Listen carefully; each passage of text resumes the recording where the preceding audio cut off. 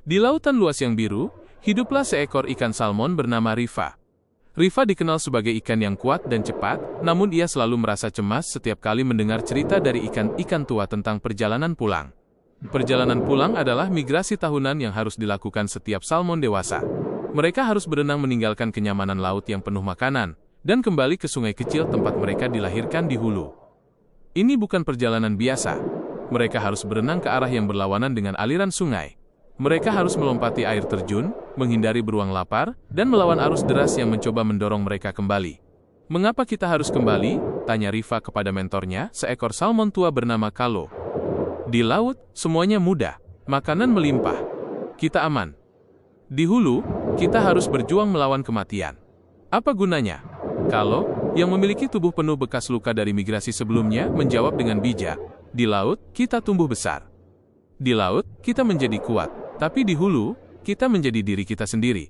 Kita harus kembali ke air tawar yang murni untuk bertelur, untuk memastikan generasi berikutnya mendapatkan awal yang kuat seperti kita. Itu adalah tujuan kita, Riva."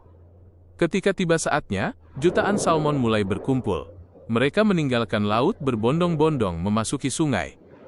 Riva melihat bagaimana arus sungai langsung menjadi musuh. Ia harus mengepakkan ekornya dengan kekuatan penuh setiap detik, hanya untuk tidak terseret mundur. Banyak yang menyerah. Ada yang hanyut kembali ke laut, memilih hidup mudah, namun tanpa tujuan. Ada yang terlalu lelah dan menjadi santapan pemangsa.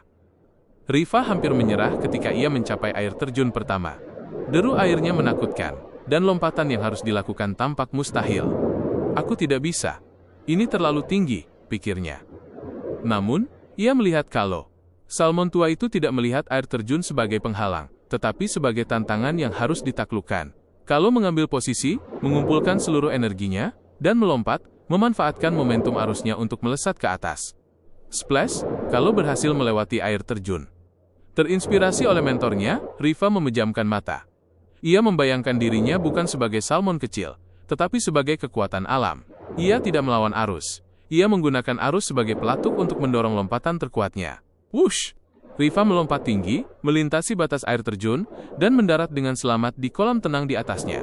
Rasa sakitnya langsung tergantikan oleh euforia kemenangan. Ia terus berenang, melewati rintangan demi rintangan. Setiap perjuangan membuatnya lebih kuat, lebih fokus. Ia menyadari bahwa arus deras dan rintangan di sungai itu bukanlah hukuman, melainkan pelatihan yang harus ia jalani untuk menjadi induk yang tangguh. Akhirnya, setelah perjalanan yang melelahkan, Riva sampai pada sungai kecil yang jernih. Di sana, airnya dingin, murni, dan tenang. Ia telah sampai ke tempat tujuannya, siap untuk memberikan kehidupan baru dan menggenapi siklusnya. Pesan inspirasi. Kisah salmon mengajarkan kita. 1. Tujuan melawan kenyamanan. Seringkali, untuk mencapai tujuan hidup atau potensi sejati kita, kita harus meninggalkan zona nyaman laut dan berani melawan arus, kesulitan, tren yang mudah, atau keraguan. 2. Arus adalah kekuatan. Rintangan hidup bukanlah penghalang yang statis. Kita bisa menggunakan tekanan arus untuk membangun kekuatan, momentum, dan kemampuan kita untuk melompat lebih tinggi.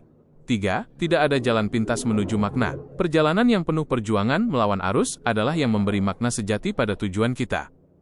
Kekuatan terbesar tidak ditemukan saat berenang mengikuti arus, tetapi saat berjuang melawan arus untuk mencapai tempat yang ditakdirkan untuk kita.